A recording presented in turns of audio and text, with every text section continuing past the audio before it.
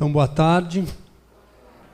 Nós também estamos nesse processo de mini-reforma e eu pedi ao João para, antes de entrar mais nas políticas do planejamento orçamentário, explicar um pouco a dimensão do economato geral, neste novo tempo também, e porque acaba tocando em todas as áreas, né? Então é muito importante que todos vocês possam saber um pouco como também esse trabalho de mini-reforma tem impactado no economato geral.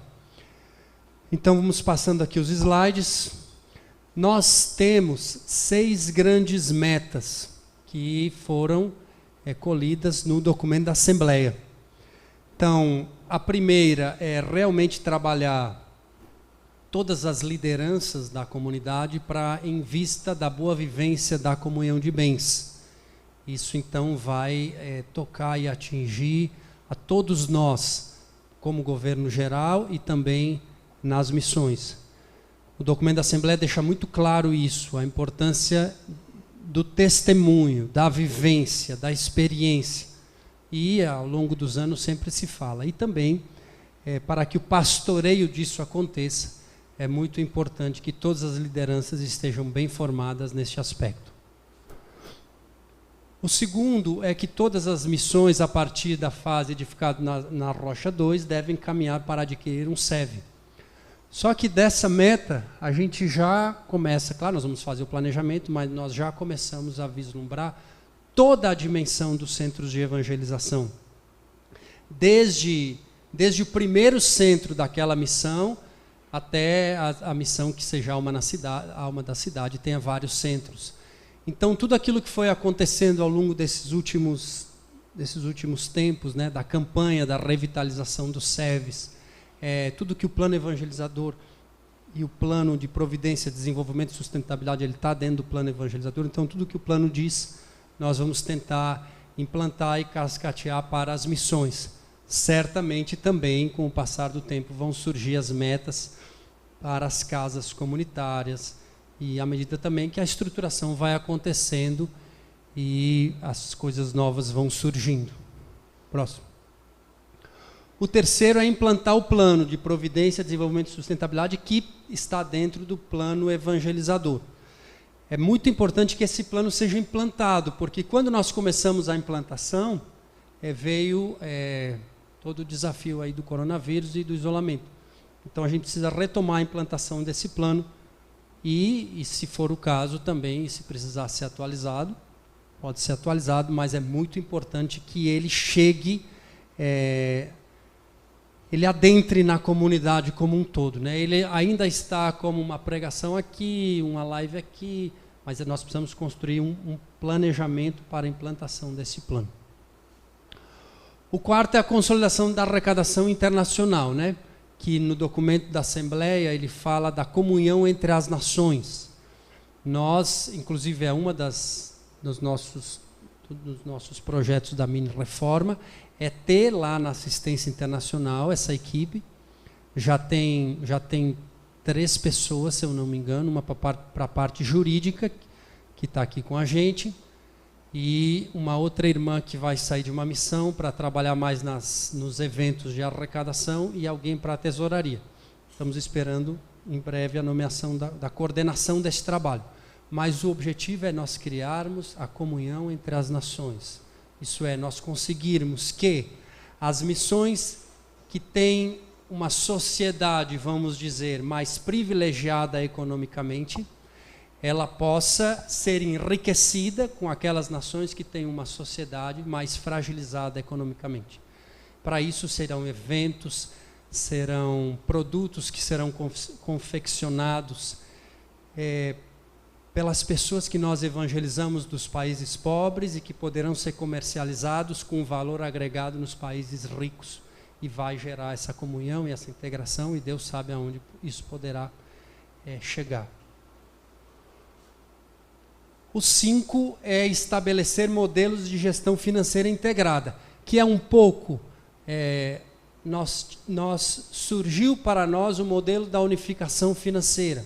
Surgiu para nós algumas integrações, tipo tesouraria integrada. E veio a vivência da da pandemia agora, onde nós tivemos que administrar a comunidade de uma maneira nova, com esses movimentos provisórios financeiros, aqueles fluxos de caixa emergencial.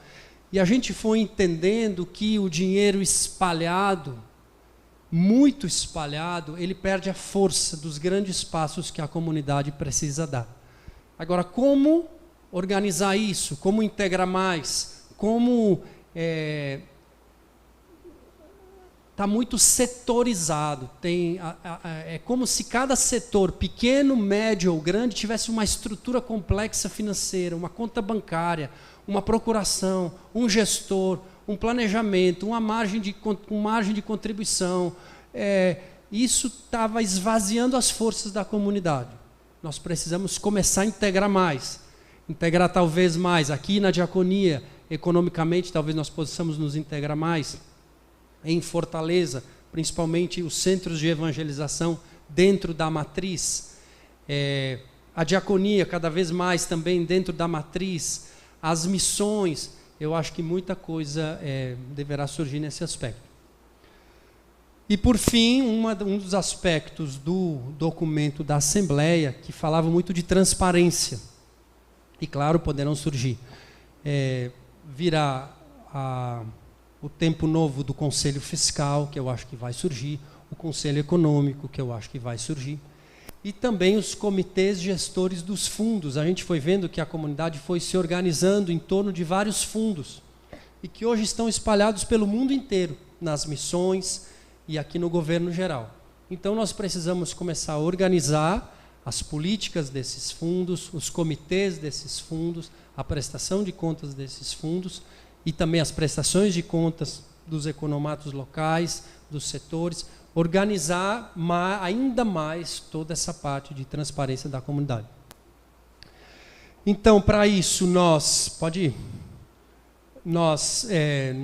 antes da pandemia, no início desse ano, nós tivemos a nossa missão aprovada pelos assistentes, que é governar a dimensão econômica da obra Shalom, inspirado e fundamentado na economia do reino, em vista da sua missão evangelizadora. Nós vamos agora também, como parte do trabalho, conversar sobre a missão, mas ela foi recentemente aprovada. E a visão de futuro é consolidar na obra Shalom a vivência do plano de providência, desenvolvimento e sustentabilidade, tornando-a testemunha da economia do reino. Pode ir. Então, para isso, o nosso organograma teve que sofrer essa mini reforma. E ele acabou ficando na parte de cima. Então nós temos lá o econômico geral, aí o conselho fiscal e o conselho econômico.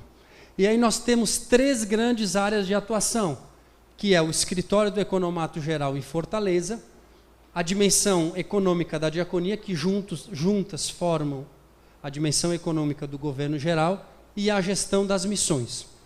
E para isso nós temos 4 áreas que transpassam todos essas áreas de atuação específica, que é toda a dimensão da providência, que quem coordena ela é o Tobias, tanto na arrecadação mesmo da matriz, como nesse liderar toda a dimensão estratégica, e aquelas ações, aquelas metas, certamente vão passar por esse setor. Toda a dimensão de governança, que quem coordena é a Evelyn, e aí todos os setores, setor de pessoal, jurídico, fiscal, auditoria interna, controladoria das missões, contabilidade. Nós também acabamos de contratar a pessoa para o setor fiscal, porque isso vai possibilitar que os nossos atos de comércio possam estar todos regulamentados, e também toda a parte tributária, né? E aqui uma grande mudança, surge essa coluna do financeiro geral. O financeiro geral, ele acumula a coordenação da tesouraria da matriz, do financeiro da matriz. A matriz é o setor que todos nós, direta ou indiretamente, estamos ligados. Também passa a integrar essa dimensão econômica de Fortaleza, da diaconia e também para as missões. E aí quem vai coordenar esse setor é o Morel. O Morel sai da coordenação do escritório do economato geral em Fortaleza e passa a coordenar essa estrutura financeira geral, que vai tentar tocar em todas aquelas metas estratégicas, que é os modelos integrados financeiros, os comitês gestores e outros aspectos. Quem vai coordenar o escritório do Economato Geral em Fortaleza agora é nossa irmã da Aliança, Isabel Calado. Não sei se alguns de vocês conhecem.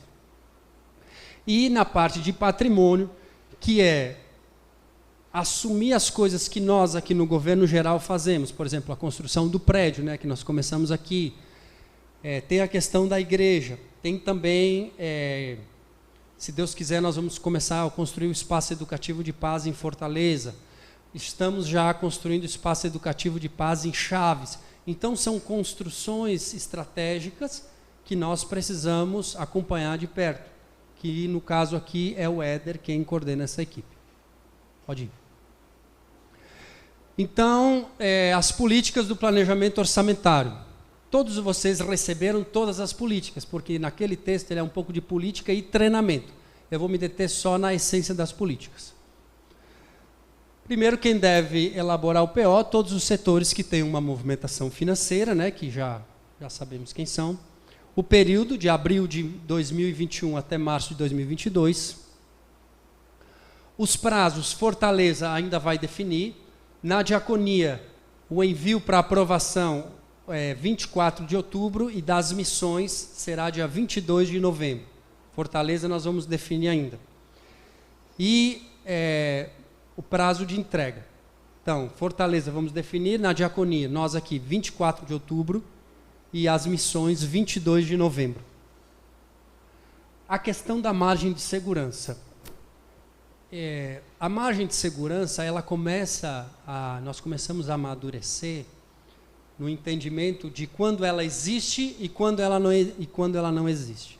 As consequências de quando ela existe e as consequências de quando ela não existe. A importância de um capital de giro. Nós vivemos agora um tempo em que aqueles que tinham uma margem de segurança e um capital de giro viveram de uma forma. Aqueles que não tinham foi muito mais desafiante. Então, nós precisamos buscar e trabalhar por essa margem de segurança, né? Nós precisamos nos empenhar, porque ela vai cada vez mais ser levada em conta na pré-aprovação e na aprovação dos planejamentos. Como deve ser o crescimento das receitas? Aqui, nós estamos dando uma direção geral de 15% para toda a parte de comercialização e 15% para as receitas com natureza de doação. Porém, o grande desafio aqui é com quem confrontar. Antigamente, no planejamento normal, nós confrontaríamos exatamente com o mesmo mês do ano anterior. Porém, o ano de 2020, ele é um ano muito difícil. Por exemplo, é muito difícil tu pegar o planejamento do SEST, que fechou as portas, e querer tê-lo como referência. Então, aqui nós estamos dando 3 direções, mas abertos ainda a que cada setor, que cada missão e que cada receita tenha. Uma delas é usarmos o mesmo mês de 2020. Pode ser usado em alguns casos. Por exemplo, no caso da matriz, a nossa arrecadação não caiu, pelo contrário, ela cresceu. Então, nós podemos pegar os meses de 2020 e ter como referência. Alguns setores produtivos não vão poder pegar. Então, nós vamos tentar pegar o melhor número possível. Em alguns casos, talvez nós tenhamos que voltar para o mesmo mês do ano de 2019, se a sazonalidade for um fator importante. Para outros casos, nós podemos pegar os últimos movimentos antes da pandemia. Para outros casos, nós podemos pegar essa retomada das atividades.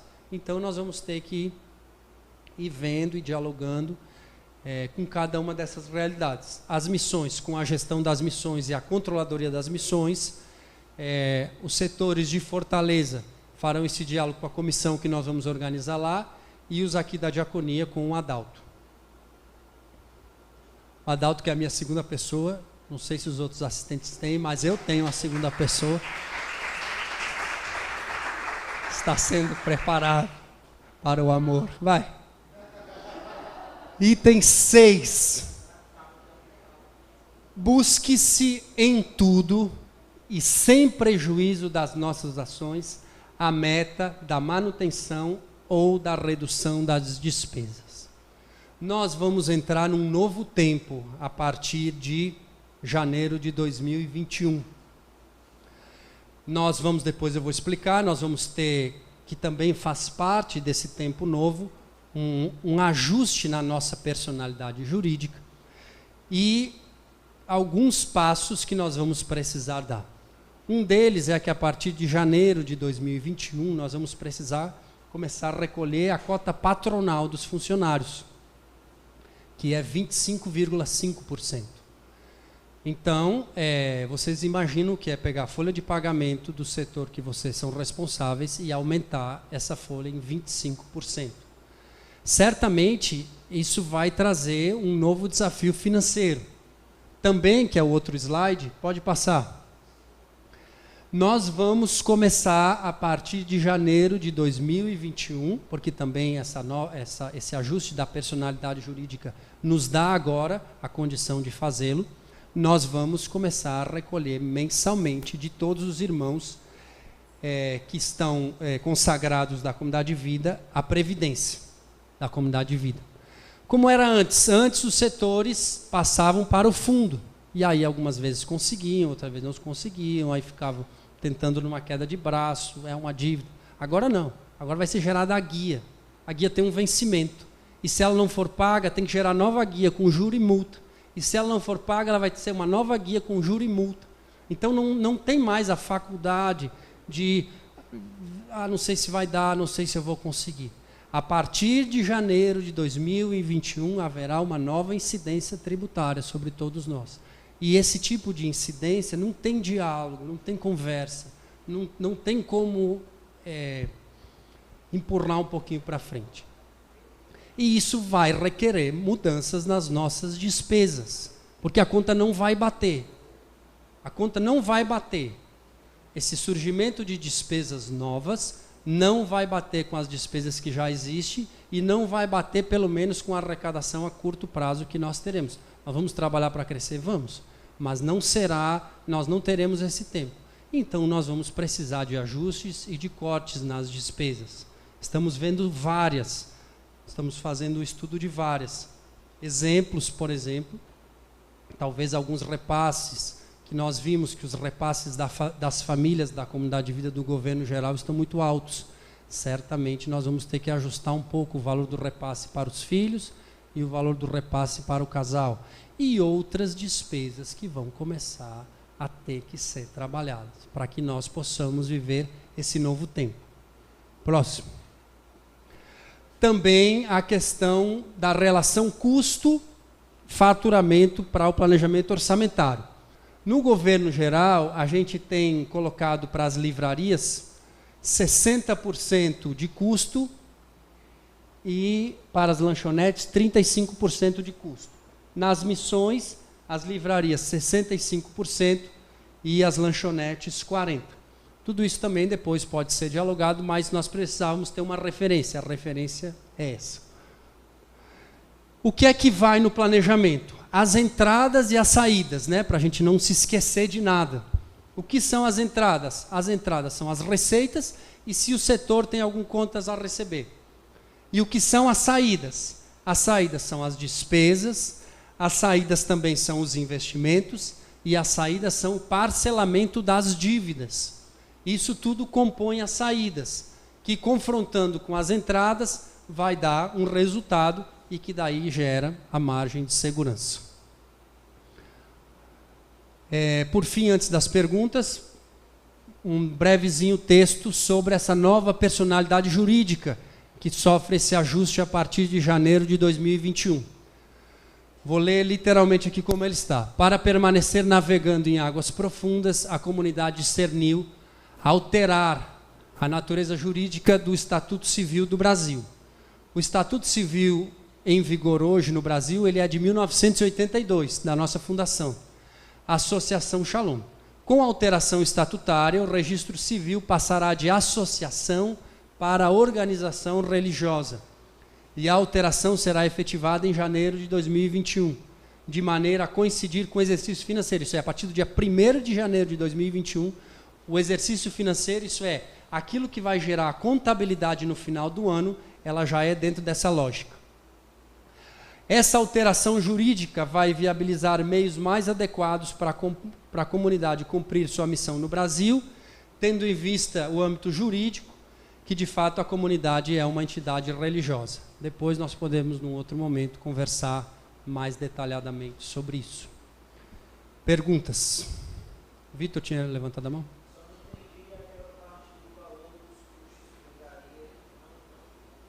Volta lá, por favor, 2 slides.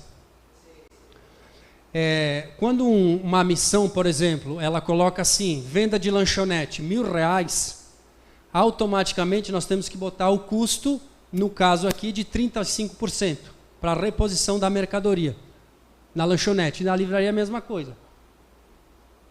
E o percentual que a gente está sugerindo que se use claro que os custos podem ser diminuídos. A pessoa começa a comprar melhor, em vez de comprar naquele supermercado mais próximo, ela começa a comprar no supermercado que tem preços melhores, né? Mas eu não posso jogar uma receita de atividade comercial sem prever um custo para ela. E aqui nós estamos dando linhas gerais de como estabelecer esse custo. Não sei se ficou claro aí. Mais alguma pergunta? Então, Deus abençoe, muito obrigado, vamos em frente, coragem, shalom.